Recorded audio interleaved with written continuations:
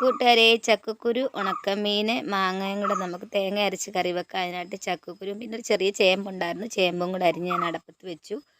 പിന്നെ 2 കഷ്ണം പച്ചമുളക് ഇട്ടു, പിന്നെ കുറച്ച് മുളക് പൊടിയും മല്ലിപ്പൊടിയും മഞ്ഞൾപ്പൊടിയും കൂടി ഇട്ട് വേകാൻ വെച്ചു. അയിലമീനും കൂടെ ഞാൻ വേകാൻ ഇട്ടിട്ടുണ്ടായിരുന്നു, പക്ഷേ എനിക്ക് അതിൻ്റെ വീഡിയോ എടുക്കാൻ പറ്റിയില്ല കൂട്ടുകാരെ. അപ്പോൾ അങ്ങനെ നമ്മുടെ ചേമ്പും ചക്കക്കുരുവും മീനും വെന്തു. അതിലേക്ക് നമ്മൾ നേരത്തെ എടുത്ത മാങ്ങ, പച്ചമാങ്ങ അരിഞ്ഞതും കൂടെ ഇട്ടൊന്ന് ഇളക്കി വെക്കുക. അപ്പോൾ അതിലേക്ക് നമ്മൾ തേങ്ങയും ചുമന്നുള്ളിയും കൂടെ നന്നായിട്ട് അരച്ച് ചേർത്ത് ഒഴിച്ചു കൊടുക്കുക. ഒഴിച്ച് നന്നായിട്ട് ഇളക്കിയതിന് ശേഷം കുറച്ച് വെള്ളം കൂടി ചേർത്ത് ചെറുതായിട്ട് മാങ്ങയൊന്ന് വേകാൻ വെക്കുക. അപ്പോൾ നമ്മൾ ഉണക്കമീൻ ഇട്ടതുകൊണ്ട് നോക്കിയിട്ടേ നമ്മൾ രണ്ടാമത് പിന്നെ ഉപ്പിടാൻ പാടുള്ളൂ. അപ്പോൾ എനിക്കൊരു ഇച്ചിരിയും കൂടി ഉപ്പ് വേണമെങ്കിൽ അങ്ങനെ ഉപ്പിട്ട് കൊടുത്തു. പിന്നെ ഒരു ചെറിയൊരു മീൻപുളിയുടെ കഷ്ണവും കൂടി ഇട്ട് കൊടുത്തു.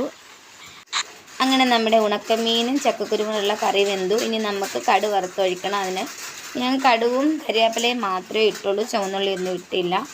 അങ്ങനെ നമ്മുടെ കറിയെല്ലാം തയ്യാറായി. കൂട്ടുകാർക്ക് ഇഷ്ടമാണെങ്കിൽ കൂട്ടുകാരെയൊക്കെ കമൻറ്റ് ഇടണേ.